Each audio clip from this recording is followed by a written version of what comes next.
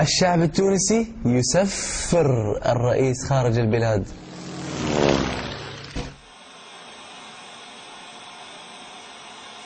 من شهر اندلعت مظاهرات في مدينة سيدي بوزيد بسبب إحراق شاب لنفسه أمام مبنى البلدية. الشاب اسمه محمد بوعزيزي حصل على شهادة جامعية وما لقى وظيفة، وهالحادثة كانت شرارة في كومة قش. المظاهرات انتقلت من مدينة سيدي بوزيد إلى جميع أنحاء الدولة بما فيها العاصمة. ببساطة الشعب التونسي كان مضغوط عليه، يعني واحد أغلب مواقع الإنترنت كانت محجوبة. 2 أي شخص يعبر عن رأيه السياسي يسجن. 3 الحجاب كان ممنوع. و4 المساجد مسكرة بعد ربع ساعة من الأذان. وكثر الضغط يولد الانفجار. المظاهرات تحولت إلى اشتباكات مع الشرطة، وكالعادة طلع الرئيس وقال سيطبق القانون على هؤلاء بكل حزم بكل حزم.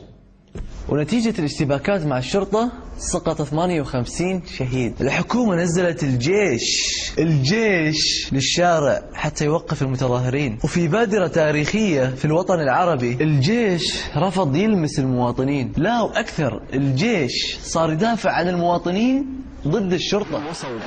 حشود فشلت حواجز الشرطة في تحريك بورقيبة أكبر شوارع العاصمة. بعد ما الرئيس شاف الوضع قاعد يتدهور طلع وصرح وانا فهمتكم. اي نعم انا فهمتكم. لا اي نعم قلت لكم انا فهمتكم. معقولة والله؟ اي نعم. سبحان الله، يعني يلزمنا نموت باش تفهمونا. اتصلت بالسيد الوزير الاول باش نقوم بتخفيض في اسعار المواد والمرافق الاساسية. اي نعم قلت لكم انا فهمت.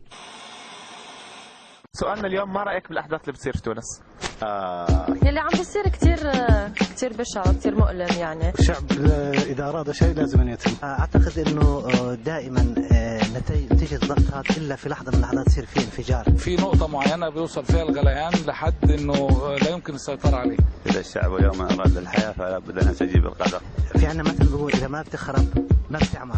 أحداث طبيعية ويفترض أنها راح تصير في كل الدول العربية. نتيجة للأوضاع اللي ساءت في تونس، اللي هي يعني أتت بأنه بن علي أو زين تونس يغادرها، يعني هو ما زينها، يعني هو عدوها. يعني اللي بيصير في الشعوب، يعني الشعوب بتضلها تتحمل لفترة لكن آخرتها إلا تنفجر. بس انه بالنهاية الشعب كمان ما في يضله ساكت على كل شيء عم بيصير بالبلد. وفجأة وبدون أي مقدمات حس يبدو إنه في حاجة، إنه في ثورة بتقاد ضده أو حاجة زي كده، ففوجئنا بيه إنه مش موجود. يعني كده من الملكية يرجع هو؟ لا، أحسن يتبرع ولا يرجع يرجع؟ لا، لكن هروب من الساحة معناته إنه إنسان كان في عنده شغلات خطأ. يعني أذناب بن علي موجودة، يعني أو أيادي بن علي، سواء الغنوش ولا غيره، هم أيادي بن علي، صنعهم بن علي وادخلهم التاريخ. طبعا نتمنى من الله سبحانه وتعالى إنه الأمور تهدى بسرعة وبقية الدول العربية تقتدي بهم.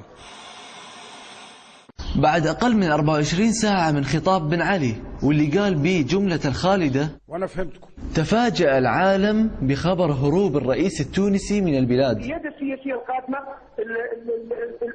الرئيس المخلوع ركب مروحية وطلع فيها على مالطا، ومنها طلع على باريس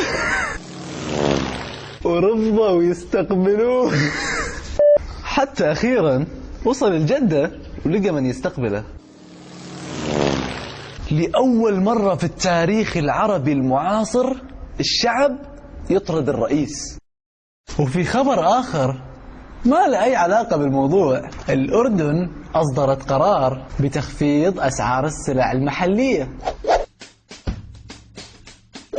نستنتج من هالتجربة إنه كل بلد عربي ممكن يصير مثل تونس الخضراء، بس لازم بالبداية تصير شوارع حمراء.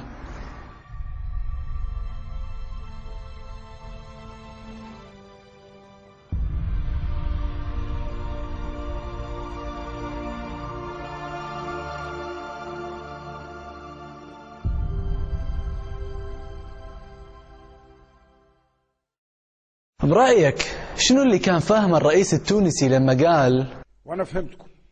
اي نعم انا فهمتكم. اتركوا لنا تعليقاتكم تحت.